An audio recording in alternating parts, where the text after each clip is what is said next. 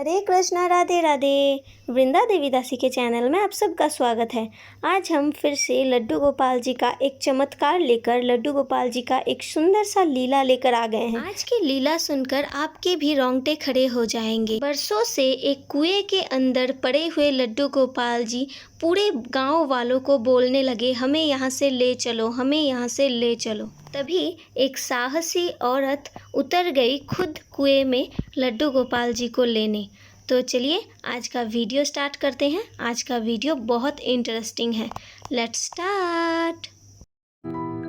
हमारा वीडियो देखने से पहले आप हमारे चैनल को सब्सक्राइब जरूर कीजिए और उसके पास जो बेल आइकन है उसे भी क्लिक कीजिए हमारा नेक्स्ट वीडियो देखने के लिए और हमारे साथ जुड़े रहने के लिए। आज की कथा वेस्ट बंगाल में रहने वाले संदीप कौर ने हमारे साथ शेयर किया है। ये कथा आज से 9-10 साल पहले का होगा।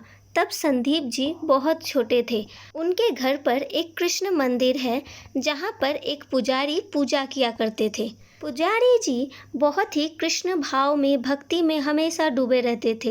हर रोज़ मंदिर में आने के समय वो अपनी बिटिया को भी अपने साथ लेकर आते थे, जिसे सब लोग देवदासी कहकर बुलाते थे, क्योंकि कृष्ण प्रेम में वो इतनी डूबी हुई थी, उसे कुछ और सोचता भी नहीं था। संदीप जी ने ये भी कहा कि हम बचपन से ही सुनते आ रहे हैं, हमारे घर पे सब लोग कहते हैं देवदासी दीदी कृष्ण को ही अपना पति मानती है, इसीलिए उन्होंने किसी को शादी भी नहीं किया। वो हर रोज़ अपने पिता के साथ मंदिर आया जाया करती थी, मंदिर में ही रहती थी और कृष्ण प्रेम में डूबी रहती थी। बचपन में ही देवदासी की माँ का मृत्यु हो चुका था, इसीलिए वो दोनों बाप बेटी ही मंदिर में पूजा का काम करते थे। उसके बाद धीरे धीरे उम्र बढ़ता गया और देवदासी के जो पिता थे उनका भी मृत्यु हो गया और मंदिर का सारा दायित्व देवदासी पर ही आ गया।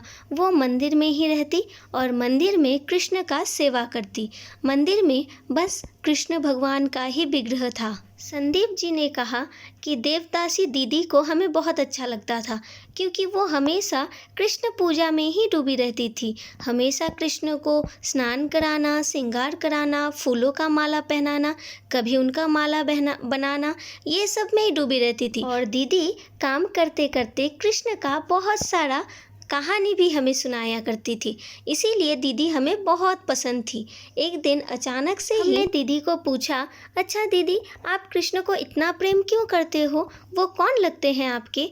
तो देवदासी दीदी ने कहा कि ये तो हमारे पति है, इसीलिए हम इन्हें प्यार करते हैं। संदीप भला छोटा सा बच्चा ठहरा, वो क्या समझता था पति के बारे में। उसने कहा, भगवान भी पति हो सकते हैं क्या, ऐसा हो सकता है?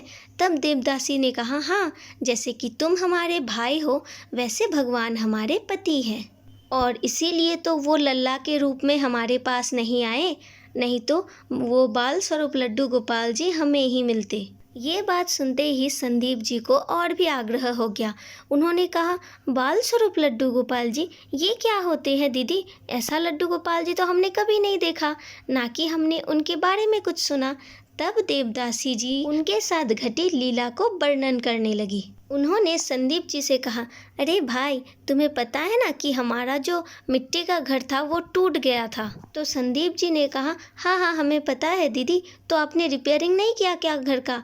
तो देवदासी जी ने कहा कि अरे हम रिपेयरिंग क्या करेंगे, वो तो टूट ही गया है, इसीलिए हमने सोचा कि वहाँ छोटा सा एक पक्का घर कर लेते हैं, उसी में हम और हमारे ठाकुर जी बड़े ही आराम से रह पाएंगे।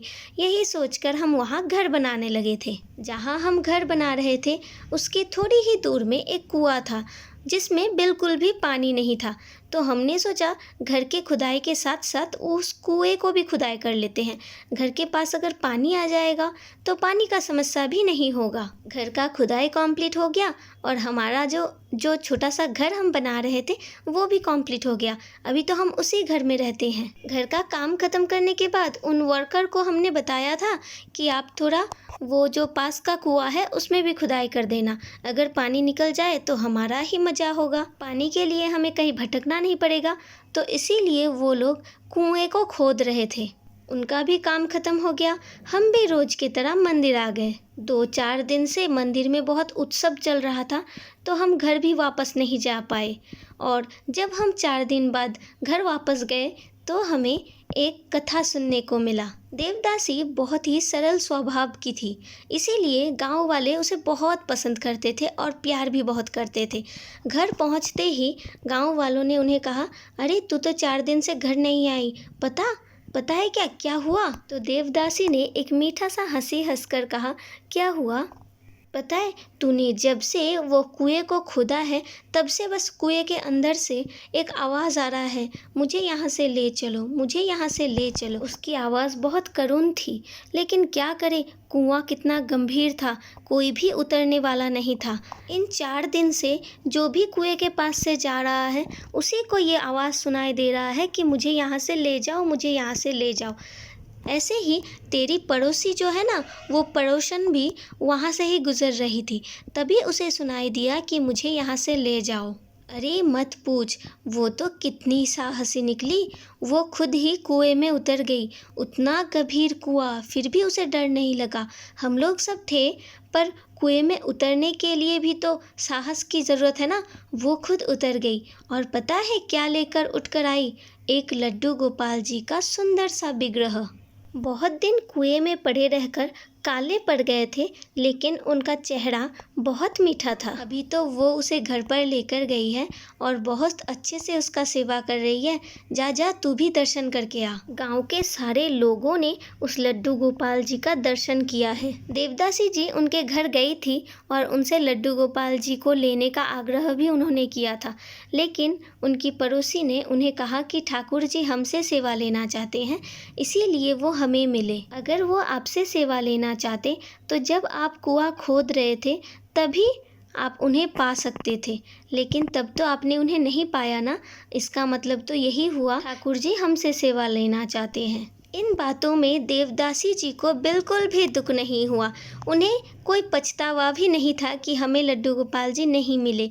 वो एक मीठा सा हंसी हंस दिया उन्होंने और वहाँ से वो वापस आ गई। ये सुनते ही संदीप जी ने कहा, अरे दीदी, आपको आपका लड्डू गोपाल जी भी नहीं दिया, वो तो आपका ही जगह था ना, फिर भी आप इतने खुश कैसे हो? तब देवदासी दीदी ने कहा, हमारा तुम्हारा कहकर कुछ भी नहीं होता है, जो भी है सब ठाकुर जी का ही तो है। दीदी ने और भी हमसे कहा, अरे लड्डू बाबू तो बाल स्वरूप है, लड्डू गोपाल जी को तो मैया के रूप में पूजा किया जाता है, लेकिन कृष्ण तो हमारे पति है। और ऐसे में भी लड्डू बाबू बहुत नटखट है, जिनके पास उन्हें जाने का मन होता है उन्हीं के पास वो जाते हैं। बस इतना ही संदीप जी ने हमारे साथ शेयर किया।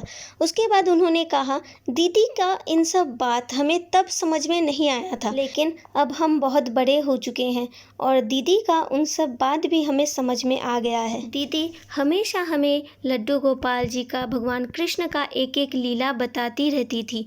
उनसे कृष्ण के प्रति जो प्रेम भाव वो भी हमें समझ में आ गया। प्रेम भाव कितना निस्वार्थ हो सकता है, तभी एक लड़की कृष्ण को पति मानकर हमेशा के लिए सदा सुहागन हो जाती है। कथित है ना, भक्त के बस में है भगवान। अगर भक्त दिल से अपने भगवान को पुकारे तो भगवान कभी दूर नहीं रह सकते। प्रेम भाव भक्ति से भगवान को बुलाए तो वो कभी दूर नहीं रह सकते। देवदासी जी कभी भी खुद को अकेला नहीं सोचती थी, वो हमेशा कृष्ण के साथ ही रहती थी, इसीलिए वो हमेशा इतना प्रसन्न रहती थी। संदीप जी ने ये भी कहा, दीदी का अभी बहुत उम्र हो गया है, लेकिन वो अभी भी हमारे यहाँ पर मंदिर में ही काम करती है और उनका इच्छा है कि उनका मृत्यु उनके पति के सामने, उनके पति के चरणों में ही हो। सच्ची आप सोच सकते हैं क्या प्रेम, क्या भाव, कितना प्रेम भाव होने से हम भगवान को अपना मान सकते हैं और दुनिया के सारे प्राणी में, सारे वस्तु में हम भगवान की दर्शन कर सकते हैं। अब आप बताइए आज का कथा आप सबको कैसा लगा। अगर अच्छा लगा हो, कहीं भी दिल को छुआ हो, तो प्लीज़ हमारे चैनल को सब्सक्राइब कर दीजिए और वीडियो को ज़्यादा से ज़्यादा शेयर कर दीजिए ताकि सबको पता चले इस प्रेम भाव भक्ति के विषय में। देवदासी जी का ये अटूट प्रेम कथा जो भगवान के प्यार में अपनी पूरी ज़िंदगी उन्होंने अर्पण कर दिया भगवान के चरणों पर। आज की कथा इतनी ही। मिलते हैं नेक्स्ट वीडियो में।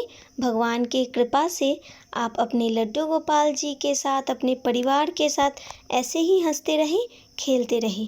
हरे Krishna, Radhe Radhe. Thank you for watching.